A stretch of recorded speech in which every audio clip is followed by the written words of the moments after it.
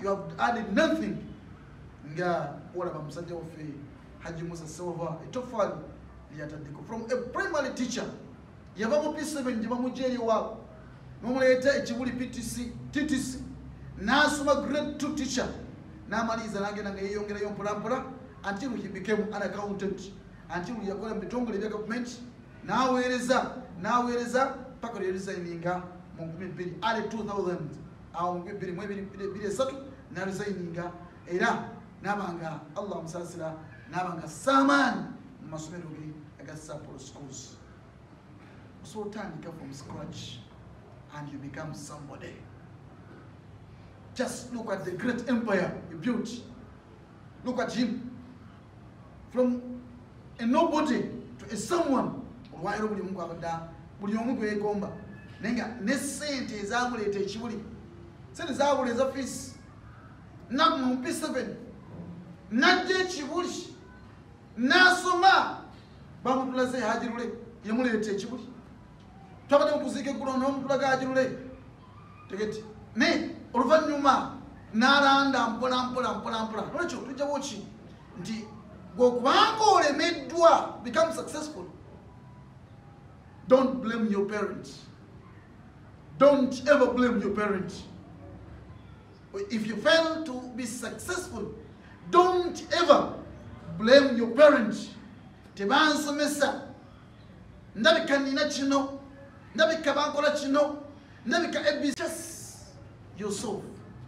You are failing yourself. Pango bongo confining da wantu awo. Ono from P7 to a primary teacher. Nakula chalino kola ngagezaako kuexpectinga empisa nobeto waziro obukaka mu bawansi buli muyina naina mutufu ddala Allah n'ateeka mubaraka. He was blessed rahimiyete gyabadde nayo Allah n'amugira mu barakat paka gyatuuse ennaku lwaleero nga buli omu yenna asinza businza ayogera kugamba yenna yeegomba ani Hajji Musa Ssewava buli mwogera ku sente. And a few of us have ever seen him. But no nyama mulabyeko nga mwavu nga lunkupe nga talina kyali naye abasinga obwe tumulabidde mubugagga era bwe tuba tumwegombera ane tamumanyi mu sente olwaleero. So kyali naawe osobola okifuuka. Oyinza okuba nga sente zaalemba ezikutwala mu ssomero zaagala n'okuba mu senior 4 walema ku senior 6 awo n'olemwa wakomawo mu P7 oyinza okuba nga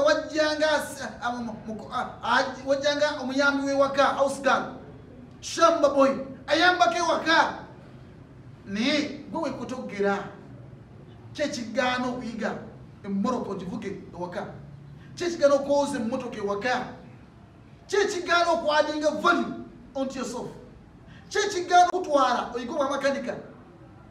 Yes, tunyoma twagala mirimu gya taayi twagala degree. Everyone dreamt of becoming or being an engineer, a doctor, a surgeon, someone.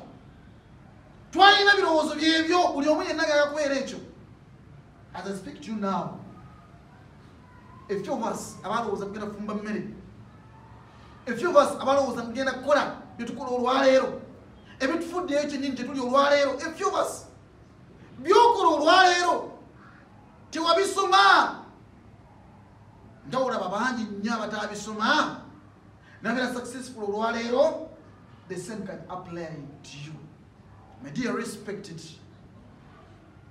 viewers out there, my dear respected Juma attendants today, fellow Muslims, fellow sisters, mwenna abalungi ab'ebbeeyi, don't ever blame your parents for being poor, for being uneducated.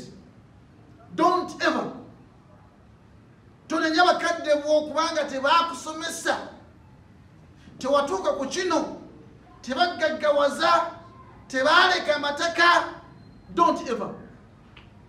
Just blame yourself. Ndi abasajja olwaleero abatufuga olwaleero baavaawa